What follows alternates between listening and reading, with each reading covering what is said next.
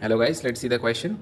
A, B, C, D, E, F is a regular polygon. Two poles C and D are standing vertically and subtend angles of elevation 30 degree and 60 degree at A respectively.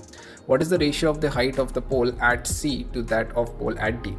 तो हमको यहाँ पर क्या दिए गए, 6 vertex दिए गए, मतलब ये एक रेगुलर हेक्सागन हो गया. तो हमने उसको ऐसे करके बनाया A, B, C, D, E, F.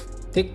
अब हमको यहाँ पर क्या बोला गया है, two pole C and D are standing vertically and subtend angles of elevation 30 degree and 60 degree at A respectively. मतलब पॉइंट ए से सी पर हमने क्या बनाया, एक पोल यहाँ पर इरेक्ट किया और उसका एंगल ऑफ एलिवेशन है 30 डिग्री. इस बेस के रिस्पेक्ट में ये हो जाएगा 30 डिग्री. ठीक. उसके बाद क्या है, यहाँ पर मैंने ए के रिस्पेक्ट में डी में इधर एक बेस बनाया. इसका एंगल ऑफ एलिवेशन कितना दिया, जहाँ पर हमने पोल इरेक्ट किया 60 डिग्री. ठीक. अब हमको क्या बोला गया, जो हाइट है ना पोल्स के, वो हमें उनके रेशियोज़ निकालने हैं. तो कैसे करके निकालेंगे, लेट्स सी. हमको ये हाइट निकालने से पहले हमको ये समझना पड़ेगा कि डायगोनल्स के साइड के लेंथ कैसे होते हैं फॉर हेक्सागन. लेट्स सी, ये हमारा रेगुलर हेक्सागन है. तो अगर मैं क्या करता हूँ, इसके दो टाइप के डायगोनल्स होते हैं, एक होता है लॉन्गर डायगोनल और एक होता है शॉर्टर डायगोनल. ये जो आप देख रहे हैं ना, 1 2 3, ये 3 साइड्स को छोड़ के जब हम ये ऑपोजिट में कनेक्ट करते हैं, इसको हम बोलते हैं longer diagonal. That comes out to be 2a. ठीक. 2a कैसा आया, क्योंकि देखो हमारे पास यहाँ पर क्या 6 इक्विलैटरल ट्राइंगल है.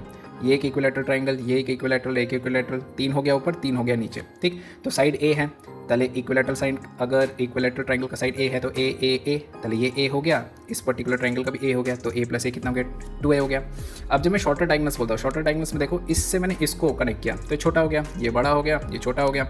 शॉर्टर डायगोनल्स क्या होता है, √3a. कैसे, ये एक इक्विलैटरल ट्राइंगल है, हाइट क्या हो जाएगा, अगर साइड a है √3a/2, तो √3a/2 प्लस √3a/2 कितना हो गया, √3a. तो ये हो गया हमारा शॉर्टर डायगोनल. ठीक. अब हम क्या करेंगे, डायरेक्टली हम क्या करेंगे, हाइट्स को निकालेंगे. कैसे, मैंने इस पर्टिकुलर चीज़ को यहाँ पर मैंने ड्रॉ किया, as you can see over here. तो ये मेरा क्या हो गया, ए से सी मैंने कनेक्ट किया. तो देखो ये शॉर्टर डायगोनल है, क्योंकि इसमें 2 साइड्स इन्वॉल्व है. देखो यहाँ पर 2 साइड्स इन्वॉल्व थे, तो यहाँ पर क्योंकि 2 साइड इन्वॉल्व थे, this is a shorter diagonal. तो क्या हो जाएगा, √3a.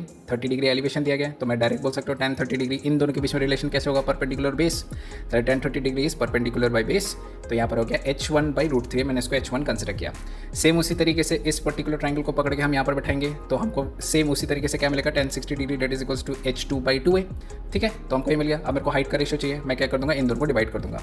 जब मैं इन दोनों को डिवाइड करूंगा, tan 30/tan 60 is equals to this by this, तो हमको वहाँ पर h1/h2 का रेशियो कितना मिल जाएगा, 1:2√3. ठीक. तो इसको ऐसे करके करते हैं. Okay, thank you.